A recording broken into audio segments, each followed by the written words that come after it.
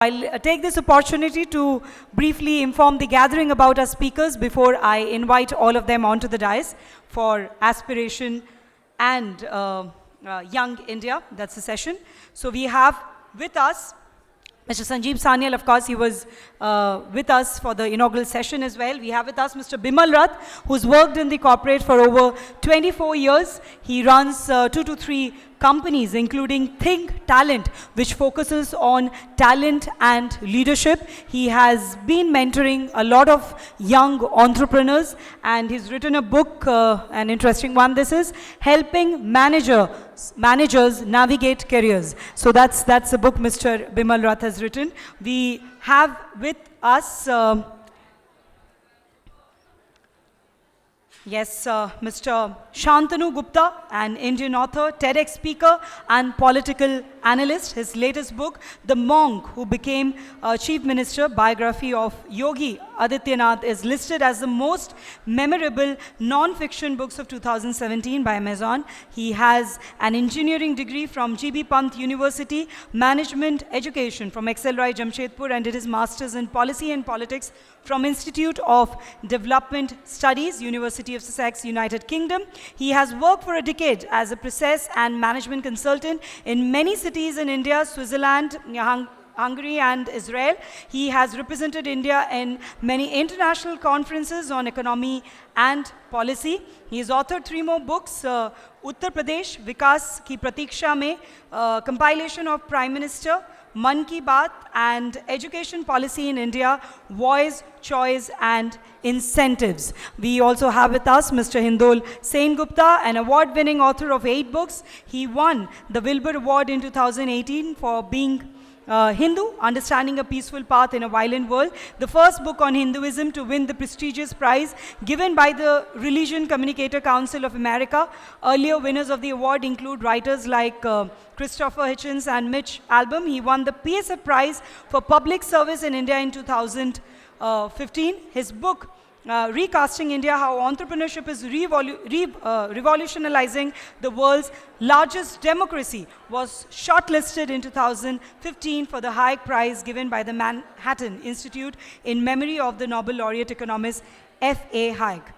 He's a World Economic Forum Young Global Leader and a Knight Pickard Fellow at Columbia University. Of course, Mr. Sujit Mohapatra was here with us yesterday as well. Youth icon, has been promoting volunteerism in Odisha through his Bakul Foundation. So would now take this opportunity to invite all our speakers onto the dais. But before that, could I please request people to take their seats and get settled?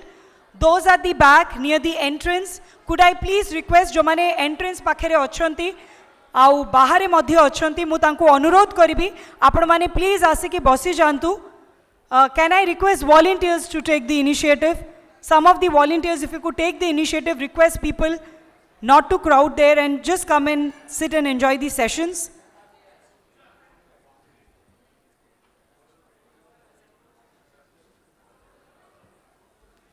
All right.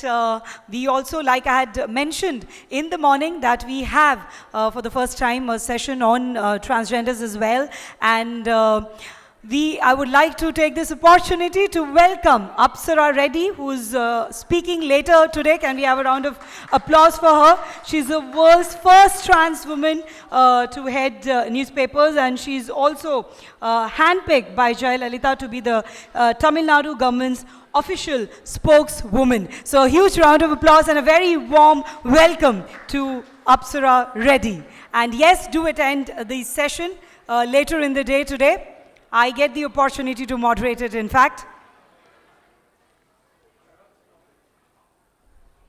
So can we now, yes, invite all our speakers onto the dais. We've already given the introduction to all of them, along with the moderator. So with a huge round of applause from all of you, as I request the volunteers to help people get settled, all our speakers onto the dais. Can we have a huge round of applause for all of them?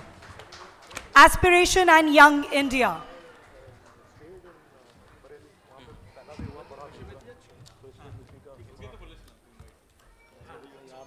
We'll request Sujit to take the session forward from here. Thank you so much. And And yes, I would also like to mention that this session has been sponsored by National Insurance, our insurance partner. Thank you. Thank you very much, Diksha. Great to be back here again, once again. And wonderful to be here talking to such an eclectic mix of speakers and writers, and someone, Bimal Bhai, who happens to be a mentor to me as well. When we talk about youth, of course, we think about aspiration. And the aspirations are not less. If you just think about popular culture, it's a wonderful weather outside. And I was just thinking about the songs that I heard as a young person in the 90s. Songs like Chand Tare Tod Laun, Kya Sari Duniya Par Mein Chhaun, Bas Itna Sa Khwab Hai. Just such a small aspiration, but then Chand Tare Tod Laun. Even I remember when I moved from school to college, and there was Roja, and there was also similar. Chand Tare, Taron ko chhune ki asha, Asmanon pe udne ki asha. So our aspirations are nothing less. They're as big as that, though we call it choti si asha. But having said that, we always talk about how the youth are the harbingers of change. It's the youth who drive revolutions, who have been at the forefront of freedom struggles, technology innovations, anything. Bill Gates, Steve Jobs, all our iconic developments have happened by people when they were young.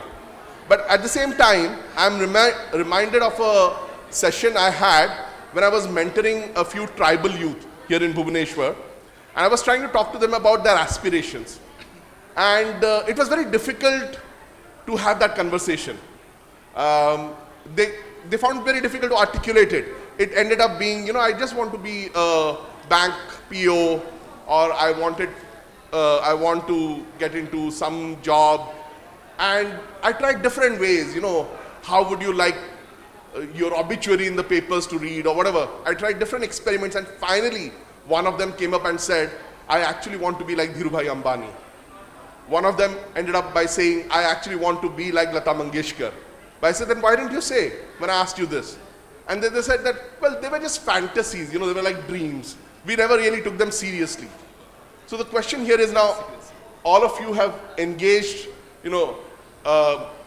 three people, four of them have been writers, and they've been engaging with the question of youth, and they're pretty optimistic people. I mean, if you look at Hindol's book, about recasting India, how entrepreneurship has revolutionized the world's largest democracy, Sanjeeb Sanyal's The Indian Renaissance, Bimal Bhai's not only book, but also his own work, with, by grooming leaders, not just managers, but managers into leaders. And then we have Mr. Sengupta, who's also written, Shantanu Gupta, sorry, who has written about politics. And no discussion about politics can happen without really, the youth as a major factor.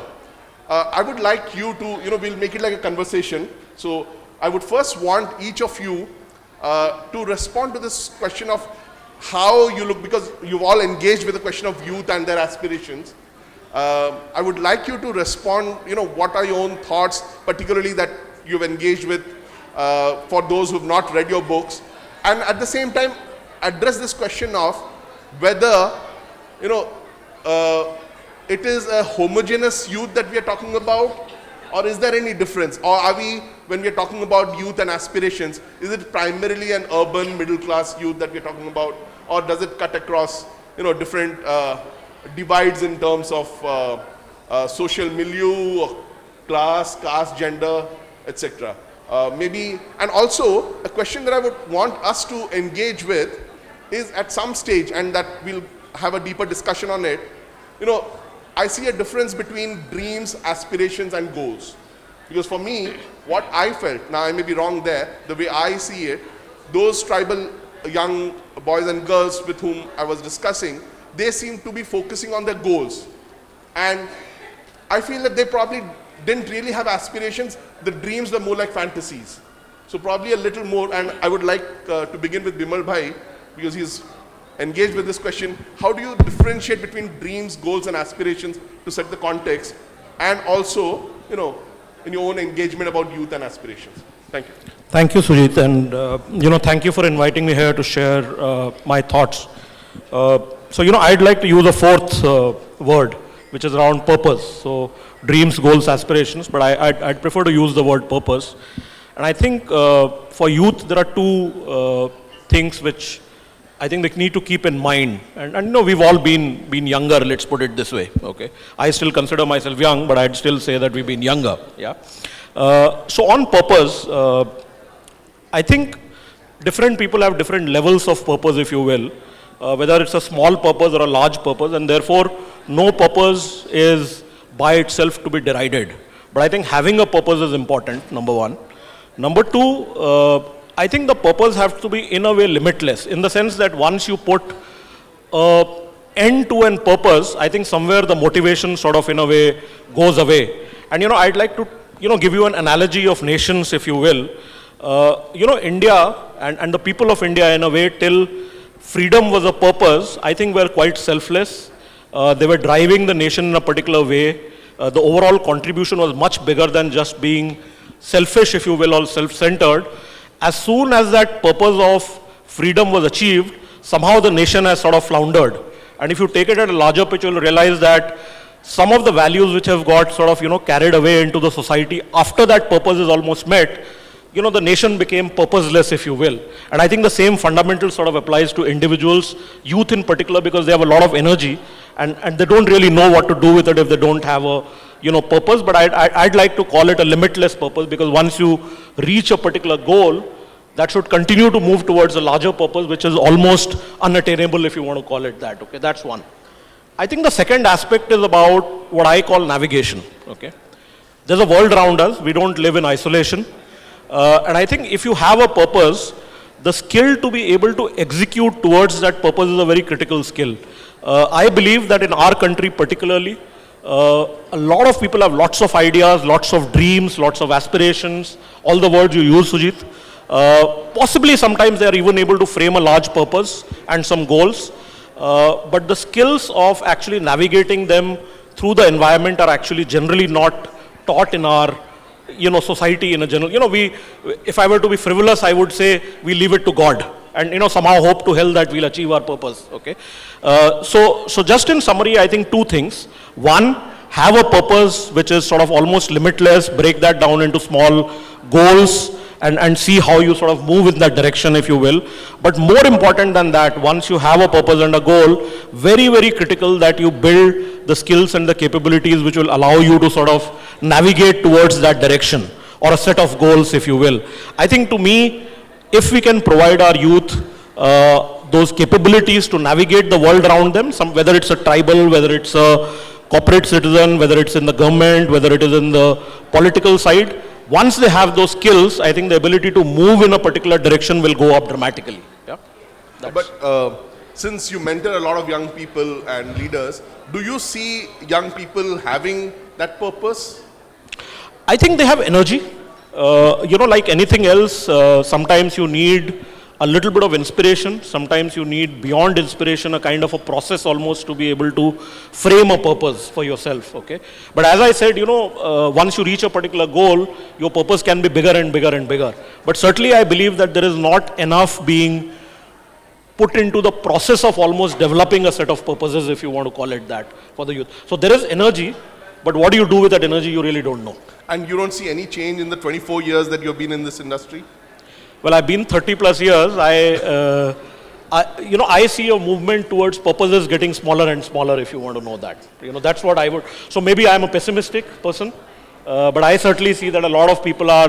Could you elaborate a bit more on how you see purposes becoming smaller and smaller? I think there's a smaller population now which is looking at large scale issues which, for example, the nation is really grappling with. Okay, whether it is around, health, water, anything, education, etc. I think the whole thought process is now about within this, how can, I get my pound of flesh, so to say. Okay, and I think that balance is very gently, but certainly tilting in that direction. Okay, and since you asked about the last 24 or 25 years, I see that somewhere people who had a larger vision or a larger purpose are in a way almost struggling to find their space, this thing. While, one could argue that there is a lot more lot more information now because of the social media and so on and so forth. So you hear about some stories here and there. But for a nation of our size, I think there are very few stories, let me put it this way, of that size I and think scale. maybe from there, I'll ask Sanjeev to come in because, of course, I think from your writing, you appear to be very optimistic, talking about an Indian Renaissance. So would you like to respond to the larger question? And you could respond to what Bimal has also said. So let me be very, very clear right in the beginning. I don't presume to speak on the behalf of the youth of this country. The youth of this country come in with all kinds of different views of the world, different aspirations. They represent the plurality of this country, and consequently to broad brush them with any one brush would be wrong. I also don't want to presume to speak on their behalf because I don't consider myself to be a youth anymore. I have to make this point clear because even though the average Indian is only 26 years old, we unfortunately have a situation where aging dynasts who are approaching the age of 50 consider themselves youth leaders, and the student leaders are balding 35-year-olds with long beards who are sitting in the campuses on state money for the last 40 years. So, not 40 years, but at least for 20 years. But the point I'm making is that this enormous plurality of views, visions, etc. has to be accommodated. And in fact, I will take some issue with your point right in the beginning of starting with the thing that somehow the tribal who aspires to become the local district collector, let's say, somehow does not have somehow a good aspiration. You have defined his aspiration as being, yes, if Dhirubhai Ambani, good aspiration. If not, somehow it's a lesser aspiration. I actually take issue for that. Different people should have different views of the world. Maybe in his world view, that is the more important thing. So I think the more important thing is that we allow for variety of aspirations, a variety of ideas. Now, having made that general point, there are a few specific things that I can say that I witness from interacting with the youth of today. One of them is, thanks to maybe social media or internet or whatever it may be, they can see what the rest of the world is doing. So it is no longer possible to go and sell them something that is not quite cutting edge and claim that this is good enough. So this whole old way of doing, we are a poor country, therefore some povertarian jugaad technology is good enough for us, is no longer true. And you saw that with Nano. When Nano was created, it's bottom of the pyramid, we are a poor country, therefore we will all aspire to a poor quality car. In fact, Nano was a total disaster because the youth of today are saying what? I'd rather drive a top quality mobike than be stuck with a third-rate car. Even if it is more expensive, I'll buy the better car. So this is an important thing. Because everybody is exposed to the best in the world, even if they may not be able to go for it because it is too beyond, it is not that they don't aspire for it. To give them something second rate in the name of giving, because they are poor, etc., is not the right way of thinking about it. So the most important thing to know about today's youth as opposed to any youth, I mean, I was also young once upon a time and we also had, energy and so on. So the question is about today's youth. How are they different from any other period in history or any other youth in any other part of the world? I think the critical change, the delta factor would be that for the first time, everybody is, as far as information is concerned, on the same plane. Even in your tribal youth that you were talking about, has some sort of a cell phone, he has some access to email, and he can see whatever is going on in the world. And so this is, I think, the fundamental shift that has happened. It is no longer possible for people to give you something shoddy and claim to be that it is not up to speed. He may give you something shoddy and say, tomorrow I will give you something better. That may work. But he can't claim by giving you some shoddy work and say that this is it as best as it can be. And so you can see some interesting shifts as are happening. And I'll give you just one example of something that everybody talks about. Like, everybody agrees that maybe we have improved our airports and our highways and so on, but Indian cities are very dirty. Okay? Everybody agrees with it. I haven't found any young person, old person, everybody agrees with it. Now, they were always very dirty. However, because we were not exposed to the rest of the world, we didn't quite understand what really clean city means. And so suddenly, Swachh Bharat is an idea that moment has come. And there are some very interesting examples of this. I just went to Indore. And Indore is international quality clean. Now, it's a city no bigger than Bhubaneswar. And yet, if you go or walk around it, you won't find even a small thing lying on the ground. So why is it that Indore is possible today, but was not possible 20 years ago? Because 20 years ago, I would not have been able to explain to people what aspiration of that, what is the standard we can aspire to. Today, I can do it. Same thing is true. You walk around the Golden Temple area. That area has been upgraded in an amazingly beautiful way in Amritsar. And it's a beautiful place. You walk around, it's clean. So again, this is something we aspired to because we did it because we could aspire to it, because we knew about it. An earlier generation would have said, ye to theek hi hai. So that is the big change that has happened. But wasn't that often happening that we would see people who would behave differently, who would not throw the litter outside when they're in London or the US, but when they come here, yahan pe to sab chalta hai. That is because the atmosphere, the mahal was a certain way. That mahal is changing. Now people will at least keep, their little mohalla. It's happening. India in general is far away from cleaning our act up. But the fact that you have a few neighborhoods, a few cities that are now reaching that quality, and this is just one area, Swachh Bharat. But this is true of many, many other things. I mean, you can see, and this is the reason I think, this has been a sudden spurge of since we are in a literature festival, and a point I made in an earlier thing, that at least in the English language space, there's been an explosion of new literature. People writing detective novels, writing humor, writing horror, writing mythological fiction. That has also happened because as people say, there's this great writer somewhere, and I can be like him. So that is very important. And I am beginning to see the very first flickers of that happening in the Indian language space as well.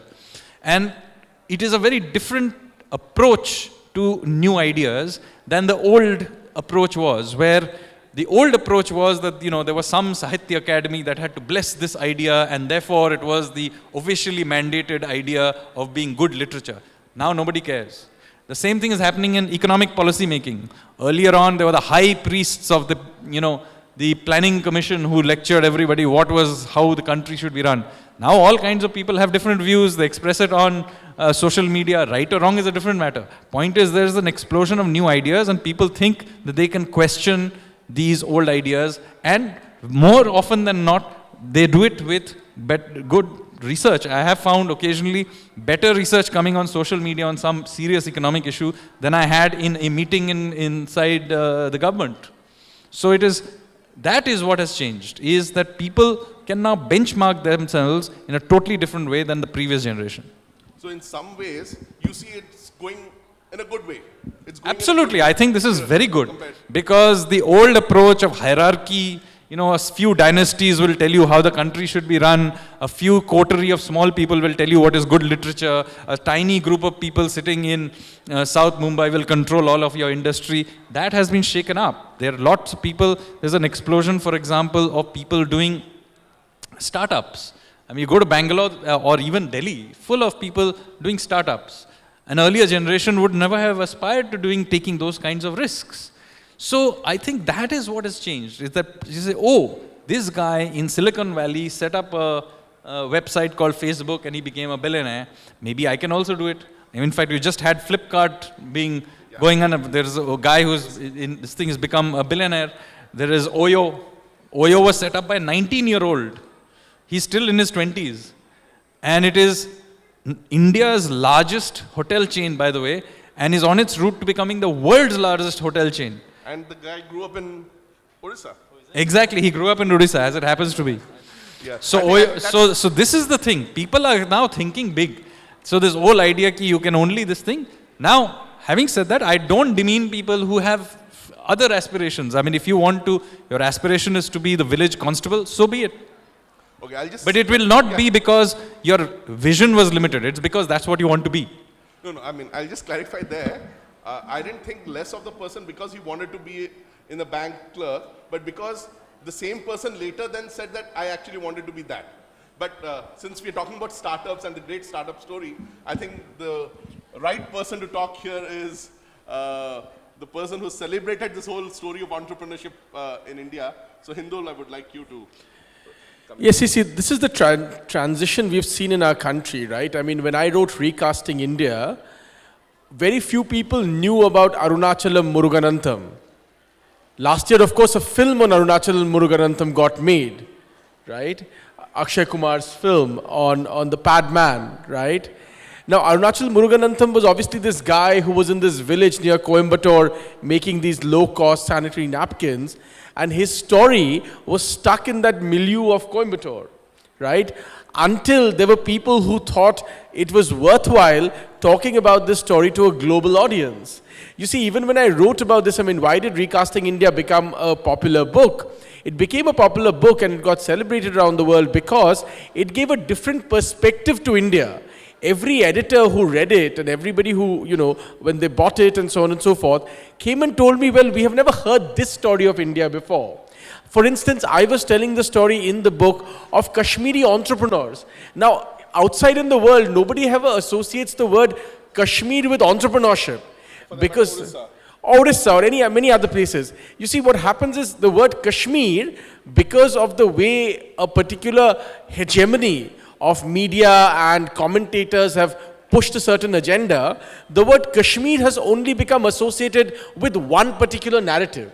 So there's nothing else in Kashmir but this one story, right? And of course, every time I went to Kashmir, I was like, well, there are other stories here too. Sure, there is a problem in some ways here, but there are many other people trying to do many other things. Not every Kashmiri wants to become wants to go and fight, some in the woods and become a gorilla and so on and so forth, right? That's not the only story of Kashmir. There are many other people trying very interesting experiments in Kashmir. And that story of Kashmir had never been told. The story of the Jammu and Kashmir Bank, which is one of India's best run banks, had never been told. Right? So these were stories we were not telling not only to the world about ourselves, but we were not even telling ourselves. And entrepreneurship, the word entrepreneurship to me means anybody who can change their own ecosystem. Let's take the word Hinduism, right? When I wrote Being Hindu, everybody told me this is the last thing I will do in my career. That this is the end. If I write a book on Hinduism in India, my career cannot go any further, right? Which to me was an utter joke. Then I was told, okay, now even if you publish it, it will not sell. Then it became a bestseller in India. Then I was told, well, India mein to ho gaya, but you can never do it outside India. Then I published it in America. Then people said, oh, if you publish it in America, but nobody will read it. Then it became a bestseller there. Then people said, oh, but it hasn't got a stamp of approval. Then it won the award. You see, we are my point is, we have been told to be so insecure about what we believe in, right? Why can we not be proud of what we have? It's the same thing about wearing a dhoti, as simple as that. Even today, the gentleman, they asked me, how do you wear a dhoti? How is it so, it's quite complicated. Now, I have been wearing it from my childhood. But you see, everywhere I go, people ask me, people come to me and ask me, oh, you speak in English so well, but you wear a dhoti. Look at the mindset that has been built in our country for 70 years. We have become trapped in this negative self-image about whatever we have. I can't talk about my religion. I can't talk about my entrepreneurship. All my clothes are not clothes. They're all costumes, right? Do you understand the difference between clothing and costumes? We have made Indian clothes costumes.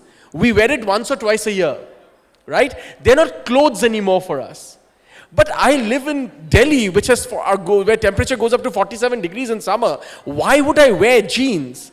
Am I crazy? I sometimes feel that because if everybody in Delhi stopped wearing jeans in summer, at least there would be less fighting on the streets. That's one simple solution. Immediately some of the anger will go down. We have trapped ourselves. We are trapped ourselves in this self-image. Oh, this woman wears a sari. Oh, that means she must be like this. Look at our self-image. Oh, you speak in English, so then it must be like this. These are self-images that we have trapped ourselves in. And entrepreneurship to me is to break away from all of this, to become who we truly are. We are 70 years after independence and we are still struggling to become who we are, right? It doesn't matter whether the West says something is good or not. It doesn't matter whether people in Khan Market in Delhi say what's good enough. Who are we? Who is an Oriya? Why should an Oriya look at Delhi or Bombay to get their tick mark? So now this person in Bombay told me I'm good, so therefore I must be good, right? That's ridiculous. Entrepreneurship is when you are proud of what you have. I mean, you have this wonderful company called Milk Mantra, right? Out of Odisha, which is doing wonderful business. And the point is, we all want to become what America wants us to do. And I just left, I just returned from America. I lived there for a year at Columbia University as a fellow. But even there, I wanted to do, all the parties and all the dinners that I threw at my flat, I played Indian classical music. But then if you play Indian classical music in some parts of India, somebody will tell you, oh, but you're backward. These are traps we have built in our mind. And I really feel that we should break away from these traps. Moving beyond stereotypes, do you think the entrepreneurial success stories pervades different demographics of the youth? Well, I hope so, and I certainly see this in many cases. I saw this, the first couple of books I wrote, for instance, were on luxury and fashion, right? And even then, 10 years ago, I was arguing that, look at this idea of bespoke, right? Every time I went to France, they told me, oh, this is bespoke. Now in India, we always had bespoke. What is bespoke? You go to a good tailor, the tailor measures you 5 times, you come in for 3 trials, they get it exactly right, and then you buy it, right? We always had it. Then we destroyed all of that. Then when we go to France, they tell us, oh, this took 60 hours to make, and this is bespoke, so we are all willing to pay money, right? It's like turmeric latte, which is the big thing in America now. Very soon we'll be told turmeric latte was invented in Brooklyn, right? What is turmeric latte? It's doodh haldi. As long as you say doodh haldi in India, everybody says it's all backward shit, right? There's no entrepreneurial idea there. The moment it comes branded as turmeric latte from, Williamsburg in Brooklyn, everybody's very happy in India. They're like, oh yeah, I'm cool. In fact, we have now gone to drinking Nimbu Pani as virgin mojito. Yeah, it's ridiculous. It is totally ridiculous, right? So when you call it virgin mojito and turmeric latte, we are all very happy. No, because the Americans have tick-marked it, right? That's the problem. It's become branded by the Americans, so all Indians want to buy it. But as long as your mother was making it diligently in the night for you, you were like, oh, what rubbish is this? So I believe entrepreneurship begins when you understand yourself the best and your market the best. This is who we are. Remember, no one has succeeded anywhere in the world before they've succeeded at home. You have to be a success at home first before you become a success anywhere else in the world, right? So entrepreneurship begins at home. If we have to be successful, we have to be successful at home first. I'll come back to that interesting point about Nimbu Pani being marketed as virgin mojito now. But before that, Mr. Gupta.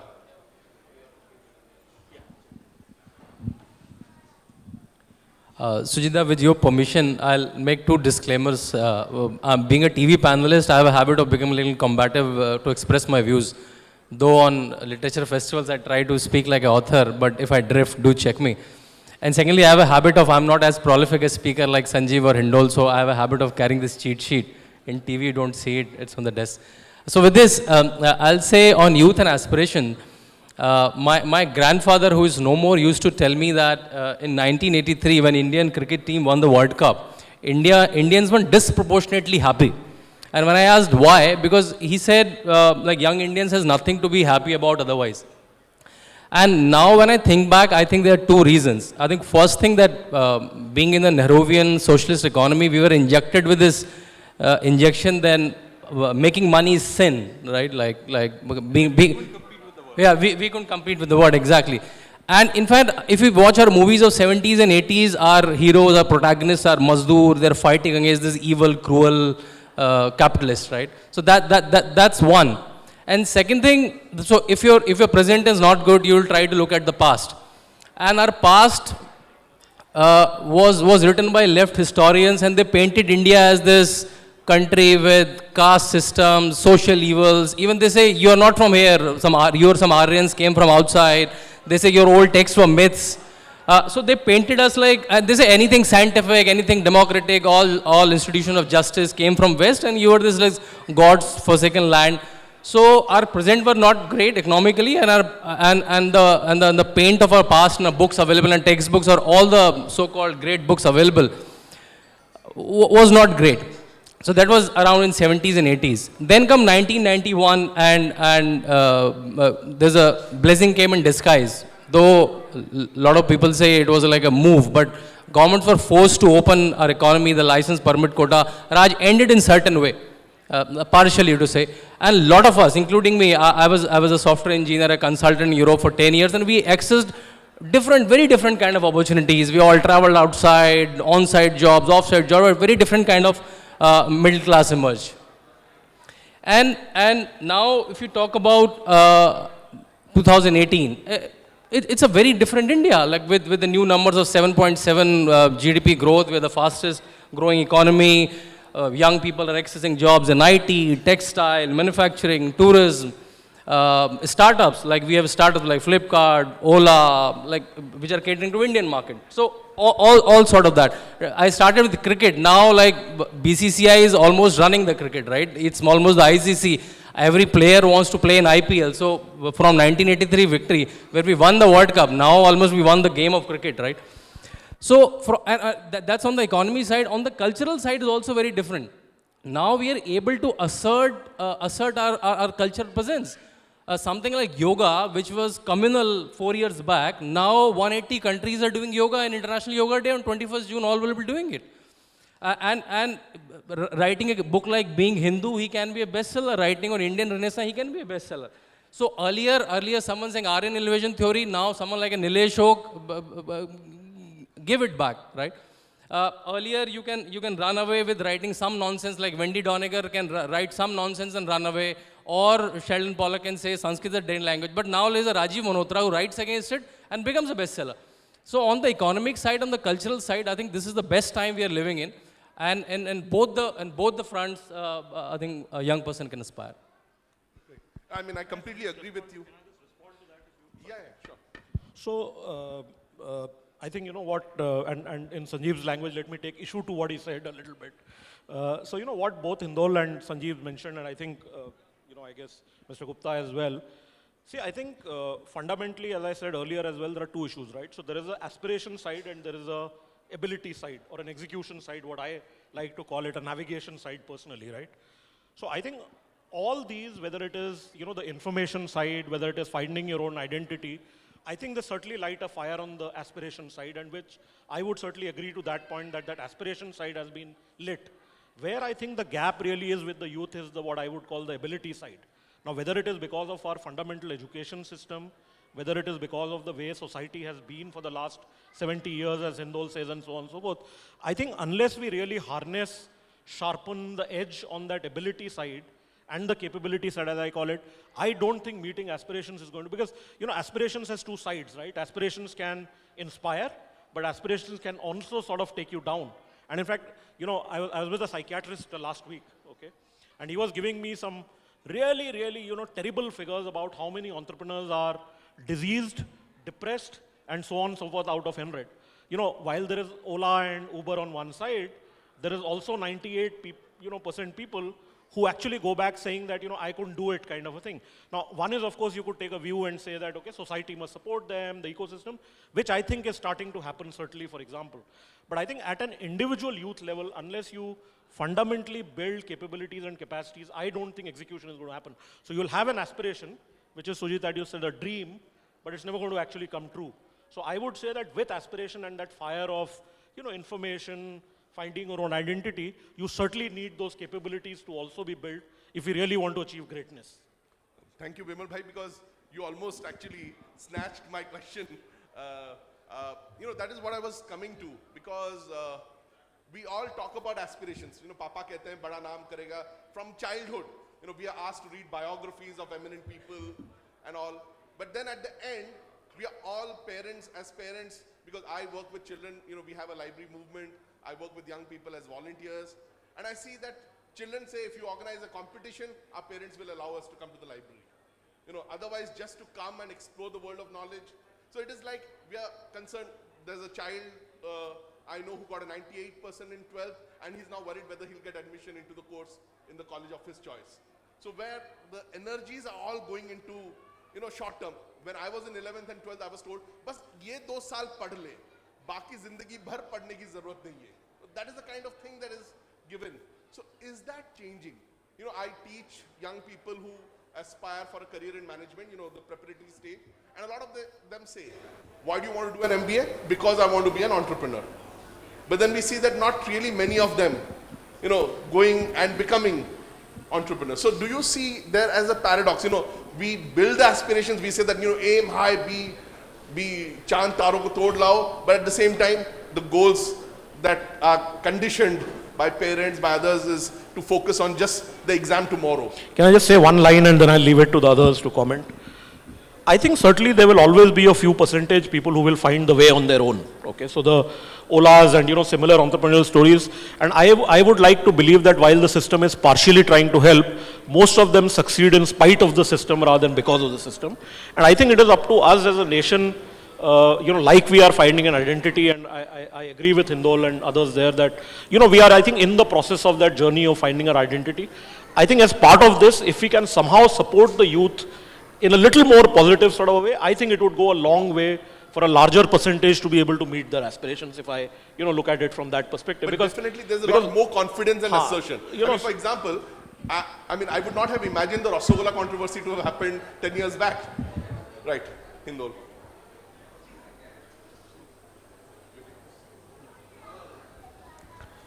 Yeah, to begin with, of course, the Bengalis own Rasgulla and we invented it. Let's not dispute that to begin with. Number one.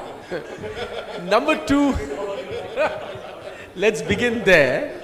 But number two, look, some of this is also a capacity problem, right? You mentioned that in 98% a student says, "Oh, where will I get admission?" But that's a capacity problem. That's not just an aspiration problem. That's a capacity problem. You need far more, good quality higher education institutions in the country. And what has happened is a whole bunch of fly-by-the-night institutions have come up.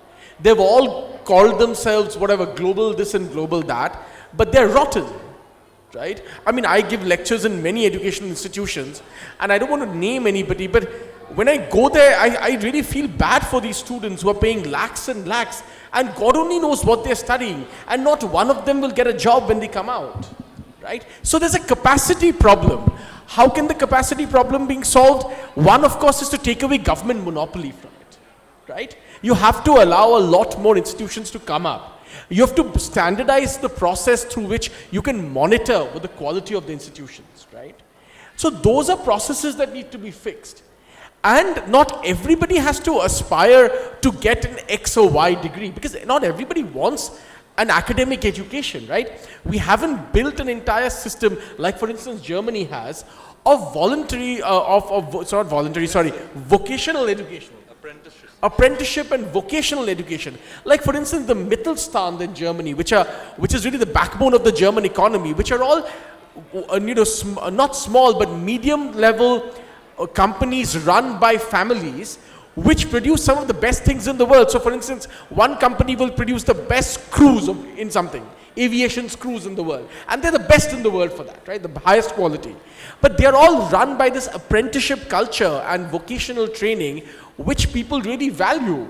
But we have also created this entire system where we look down on people who don't have X number of academic degrees, right? Which is really terrible, because not everybody wants an academic degree. And what will they do? Even if you get PhDs, the point is, they don't. Absolutely, they don't. And what those people come out, also India, the PhDs thing is also a scam.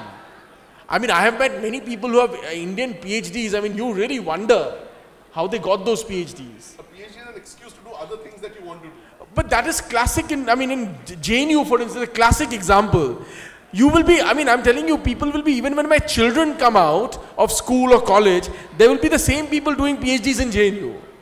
That will never end until the day they get a seat in some political party and win some seat and become a politician. That day they will keep doing their PhD. It will never end. The whole system has been scammed. I have a very simple solution to the JNU problem.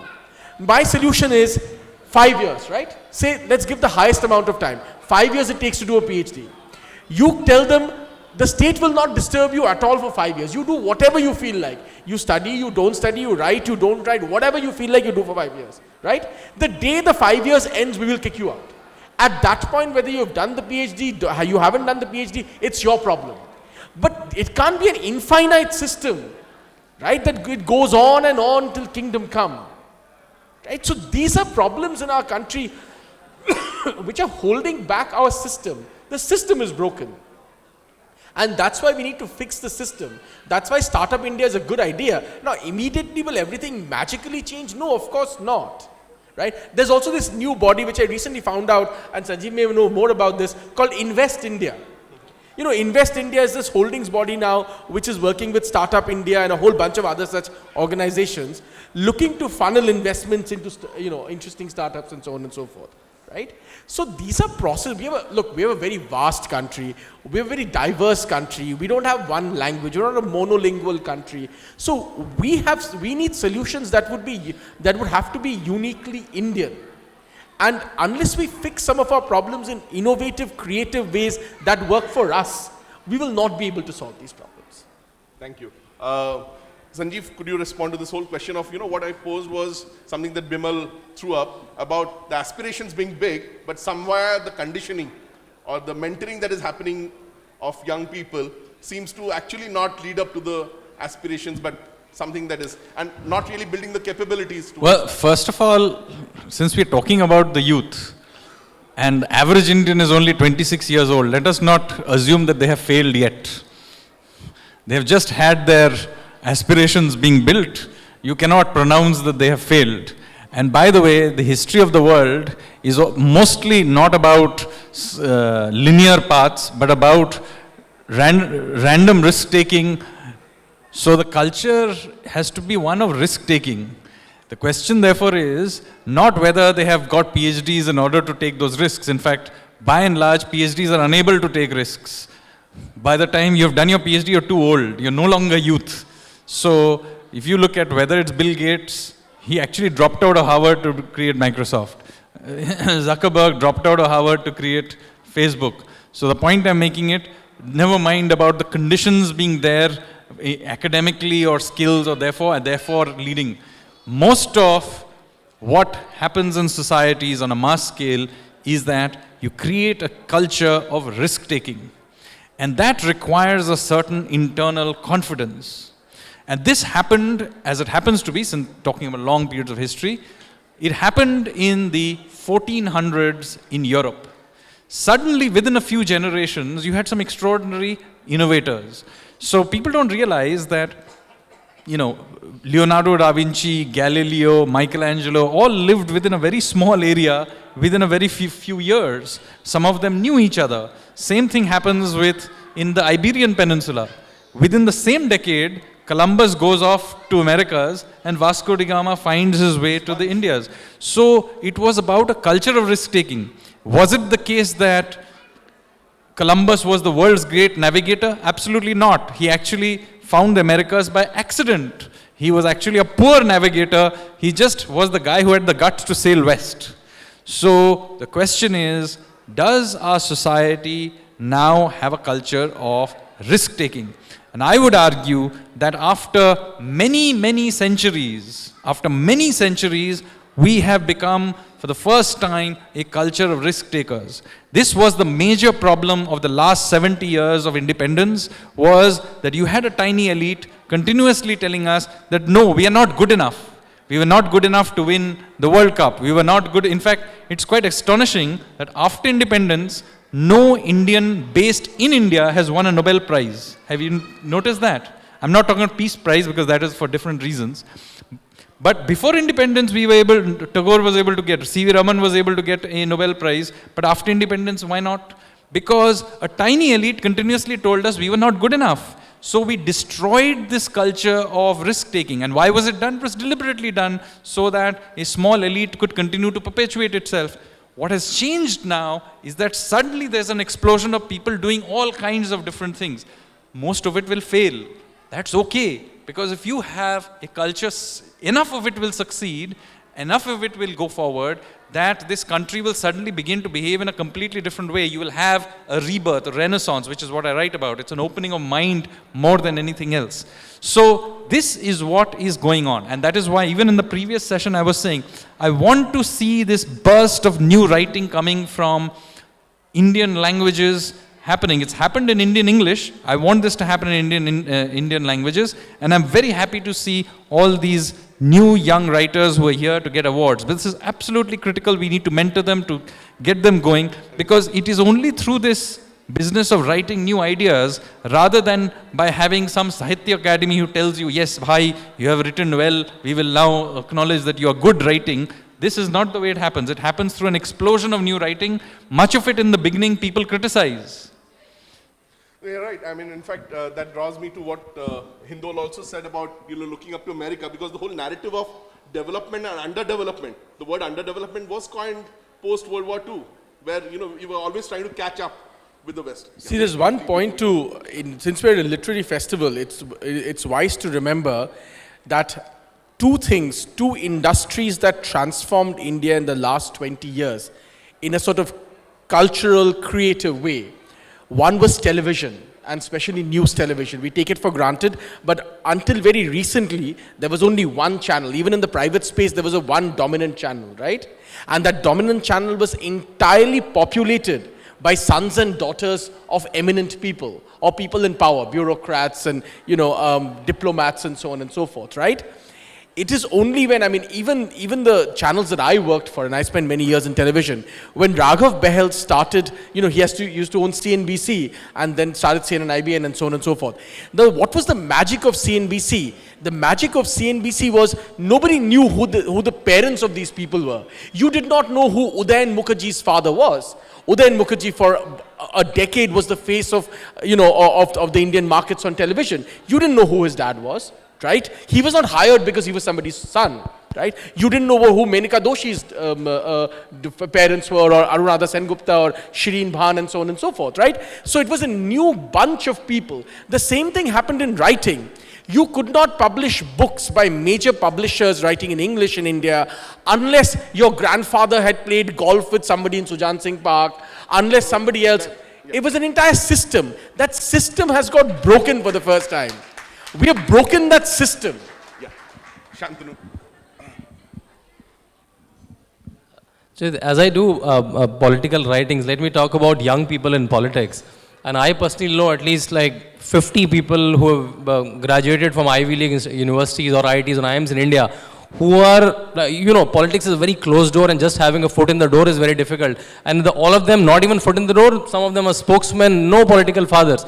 In my TED talk recently, I talked about feeder lines to politics. So earlier feeder lines were, you have to be a dynast, or you have to be a famous cricketer like Sidhu, or you have to be a lawyer, or a student politician, or a thekedar in some state. But now there is a new breed of OSDs, and I know many ministers of OSDs who are not IS officers.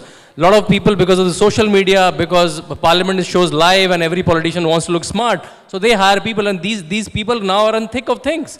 And you'll see next 10 years, next 15 years, you'll find them in one of the two houses. Yeah, so a lot of young people also come in politics without godfathers.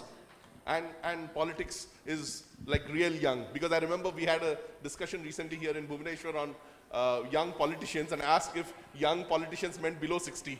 It was something that Sanjeev... So yeah, as Sanjeev started, like currently we are talking about a 48-year-old guy being a young, Rahul Gandhi being a young politician. And I written my book on Yogi Adityanath that for some reason we have given all adjective to yogis, but a 44-year-old yogi is not young, but a 40-year-old Rahul Gandhi is young. So the definition is changing, but I know a lot of people in 30s, they are opening the door of politics. Yeah. Bimal bhai, you want to... So, I was going to make a different point and got triggered off what I think Hindol and Sanjeev earlier said. So certainly, risk-taking is certainly, something which I think is starting to come, I would say, into the societal sort of ethos. I think there is a certain set of additional values we need if we need to focus. In a country which is sort of where 70 or 75% population is under 32 or 33, depending on where you take the data from, I think apart from risk-taking, there has to be values, a set of values which is beyond. And that is why I was saying that, I sometimes get a little bit pessimistic saying that, yes, we are getting risk-taking, yes, we want the rewards, but, real contribution to a larger cause, does it really require a broader set of values? For example, sometimes, diligence, hard work, resilience, trusting others, trusting the system, working with others, are these not values which will contribute further to that risk-taking element is the thing? So I think somewhere I also feel, and this is an additional thought, which, I've been talking to a lot of young entrepreneurs who I meet, and sometimes there is a bit of a skew in values, if you feel, and therefore contribution to, causes beyond building companies, or, because we often see entrepreneurship as a, almost as a, that we are building a corporate kind of a company, if you will. But entrepreneurship is not that. Entrepreneurship is larger contributions to politics, society, whatever else you can take it. And I think unless we build a good set of values in addition to risk-taking and opportunity and aspirations, I would tend to think that it will be a bit challenging in times to come, so to say. Okay? So I think we just need to keep an eye out of it. I think we are certainly at a great phase from an aspirations point of view, I agree. Yeah? Sorry. Thank you. Diksha, do we have time for a couple of audience questions? Yeah, a couple of quick, crisp audience questions.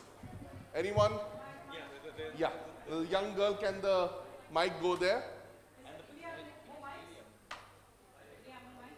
So, nobody above 40 should be asked. Sanjeev says, you should not look above 40 if you're to be. Thank you.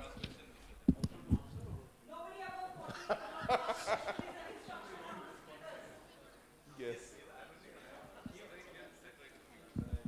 Good morning, sir. So my name is Ankriti Pal, and my question is to the panelists that just now you mentioned that the elderly people, they are not taking risk. Actually, the thing is they are not able to adapt what we youth want to do. So a small example I want to give you. So actually last year, I'm from Kolkata, and my friends did a small, you can say, experiment with the transgenders. There was 2 transgender. They were living just near our house only. So they were getting, badly. People were behaving very badly with them.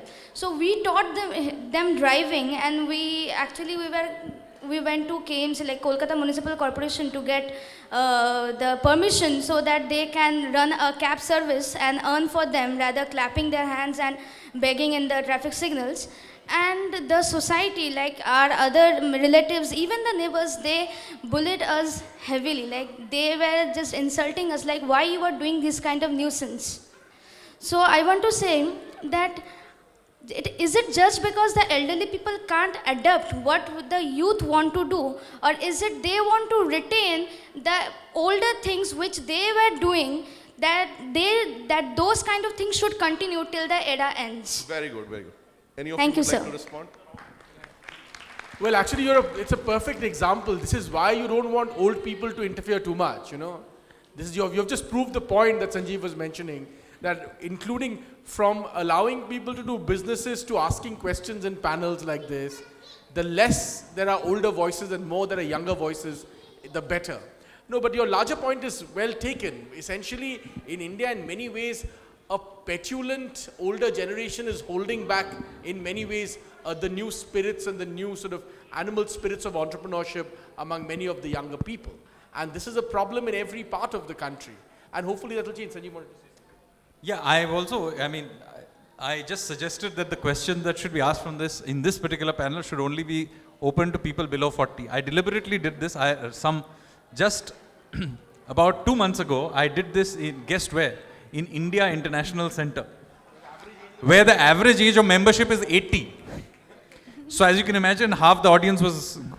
So later on, a lady, who I will not mention, who is a trustee of India International Center, grabbed the mic and proceeded to speak for 20 continuous minutes on how the youth should respect the old. And this was the most bizarre situation because the whole point of what I was trying to make, she proved by doing that. A very small point to that. So when I was around 30, I was working in Credit Suisse Bank in Switzerland and earning a lot of money. And then I thought that I should go back and do what I want to do. And I want to do a political science course from UK. And to half of my friends or my family almost lied that I'm going to do an MBA program. So at times you have to find your way to if you want to do something innovative, because I don't want to hurt them. They thought, because you see, your parents are all, when they suggest you something, they might be thinking good for you, but that's their paradigm. So at times, I'm not suggesting you to lie, but you have to find your way in all of this. Last question, this gentleman here? Yes. That's the end.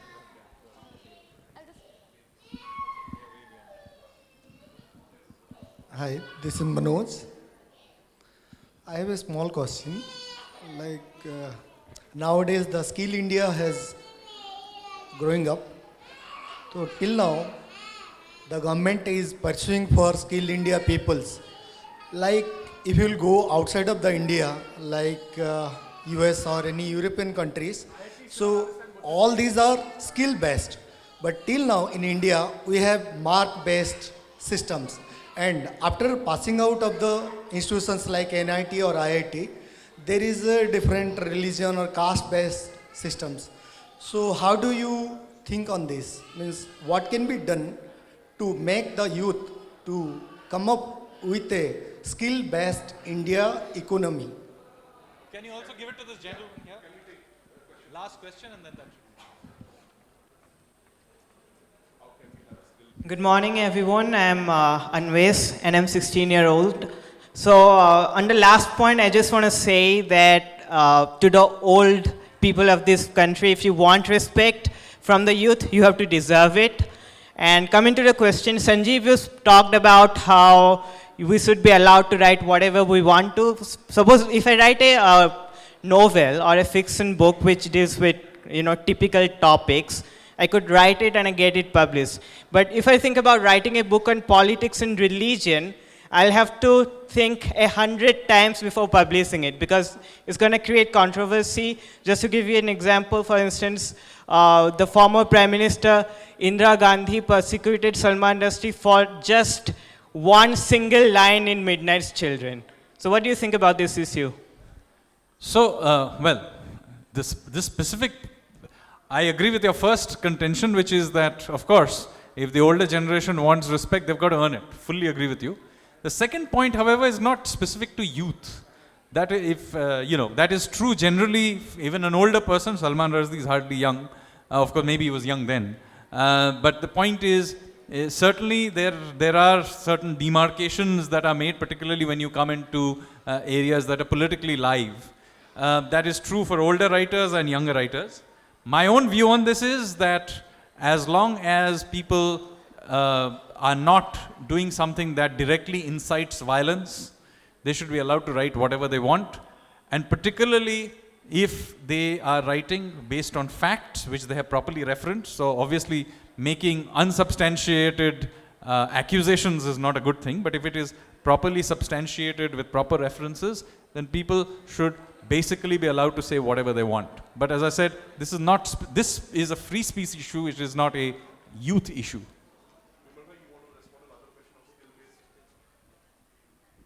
So, to the gentleman who asked the skill-based India question and, maybe for the others as well, I think there are two things. One is, and which I think Hindol did say, it's a large country, there's a large variety and, it's not going to be easy to sort of change fundamentally the system. But I certainly think there are two things. One is that, at individual level, you can still build skill. So skill is not it's not a responsibility only of the state or the government or whatever else to say that, so I will wait for the government to create a Skill India program and then I will get skilled.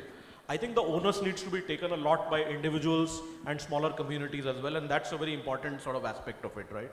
The second point I think I want to make is that, I think there are opportunities out there today, whether it is because of the network available, information available, social media, etc. I think there are enough and more resources available to build skill, okay? Opportunities available for internship, apprenticeship, whatever it is. certainly there are challenges. Nobody is saying that there are no challenges, but I would like to believe that, you know, if younger people are really genuinely interested in a way in building, I think they can find a way. And I think a lot of them do find a way, to be honest. Thank you very much. I hope you had a great time. We had a great conversation, and we'll stop it here. But the authors will be available outside if any of you would want to, you know, get your copies signed by them. Thank you very much. Yes. Yeah. So, well, it was indeed an interesting session. Can we have a huge round of applause for all our panelists here? And yes, they did follow the instructions, and the questions came from those who were below 40. Before we, request, our guests to come and felicitate our panelists here, we would request our guests to give away a CSR award, which in this session. So we have a CSR award, which goes for promotion of green technology to Mr. Subendu Sai from Ascent Telecom Infra Limited Head. He's the head of Ascent Telecom Infra Limited Head. We'll request all our guests to give away the CSR award to him. Ascent Telecom has been into the space of providing telecommunication tower-based infrastructure, site having pan-India presence at 8,000 sites, and is equally committed to carbon emission-less greener infrastructure initiative.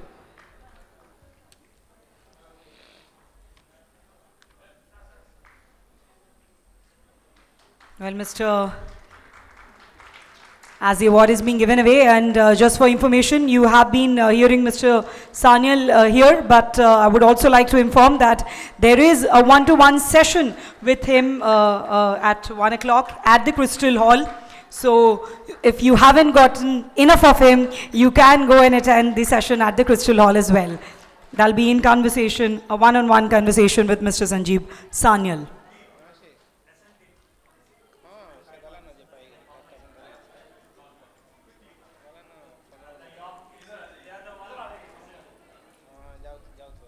So that's the Ascent team promoting green technology.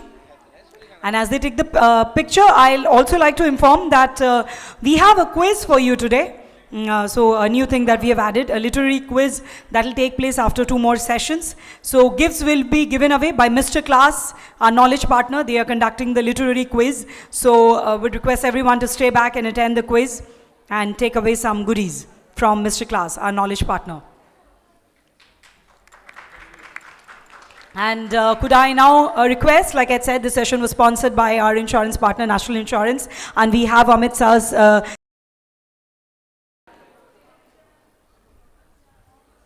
to thank all our panelists.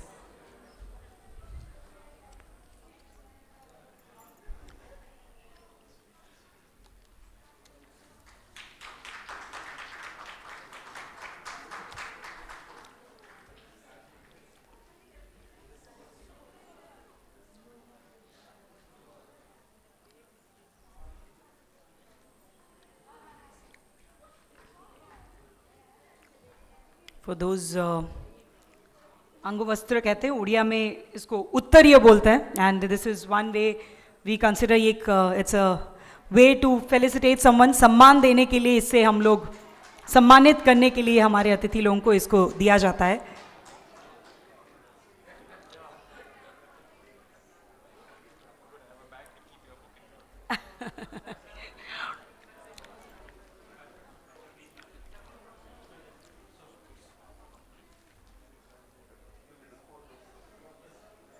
And I so love the group photograph here because in terms of the attire as well for this session. So can we have a huge round of applause for that? Aspiration and Young India indeed.